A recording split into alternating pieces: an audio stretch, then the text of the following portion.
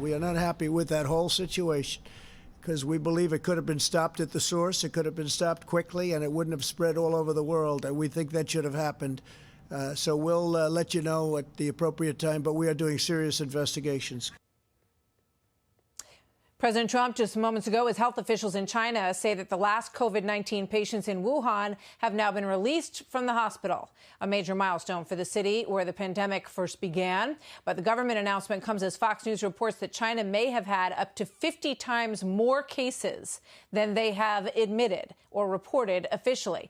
Trump administration official telling Fox News, quote, "We don't know the real numbers today, but we do know that the about 80,000 infection and 4,000 death numbers reported by the Chinese Communist Party propaganda are not even remotely close." Here now, Senator Lindsey Graham, chairman of the Judiciary Committee. Senator Graham, good to have you here tonight.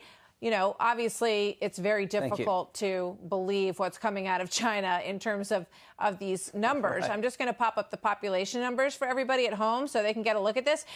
China's population, 1.4 billion. They say that they lost 4,600 people. The United States has 328 million. And we have been fully transparent about the fact that we've lost nearly 56,000 right now. Just take a look at Wuhan versus New York. Wuhan has 11 million people.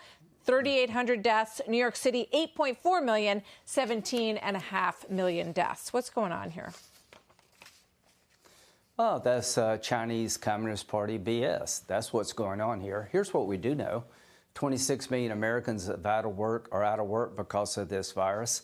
Almost 56,000 Americans are dead because of this virus. It came from China. I'm not saying they intentionally did this. A combination of gross negligence plus willful deception by the Chinese government led to this. And here's my plea to my Democratic colleagues. Please don't give China a pass for this pandemic. Work with me to compel China to do three things that need to be done. Number one, fully cooperate with any investigation regarding how the virus originated, U.S. and international community. Number two, close all the wet markets that serve exotic wildlife like bats and monkeys, where a lot of this comes from.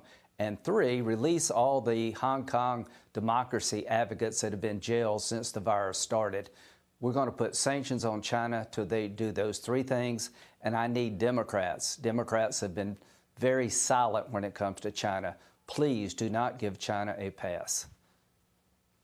All right. So, I mean, we've heard a number of proposals coming out of Congress to crack down on China. Are there teeth in this? Tell me about the sanctions. So if they don't do those three things or even one of those three things, what's going to happen to them? That's a great question. One, we're going to seize assets of Chinese officials that are responsible for not reporting the pandemic. We're going to cut China off from U.S. financial institutions. We're going to shut down visa travel into the United States for Chinese students. We're going to close off America to China, to the Chinese economy.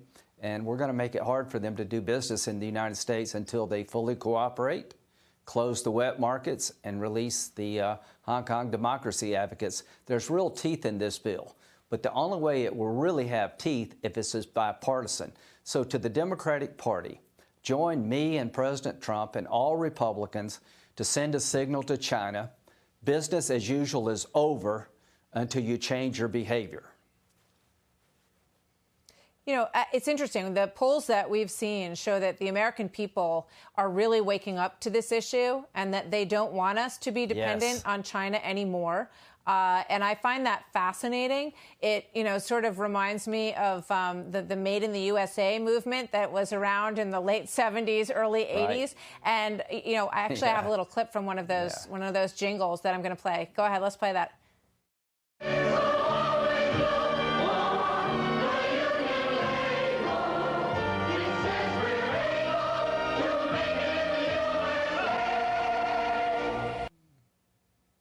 Do you remember those? That's the union workers, ladies garment union workers. By the union label. I think that, I think that if you had a real make it in the USA movement in this country at this moment, I think you could get a lot of momentum behind that. Why don't we see that yet? It's called the Trump campaign. It's called the Trump campaign. How did Trump get to be president? He said, I'm going to stand up to China cheating.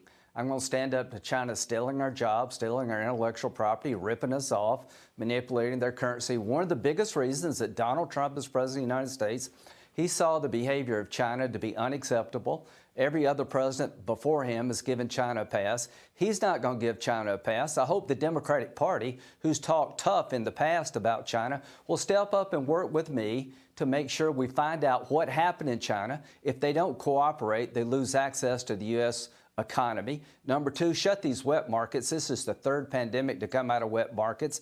And three, release these democracy advocates in Hong Kong. As the world's been focused on the coronavirus, they've been putting everybody in jail in Hong Kong, demonstrating for democracy. So enough with China already. Trump saw this before anybody else.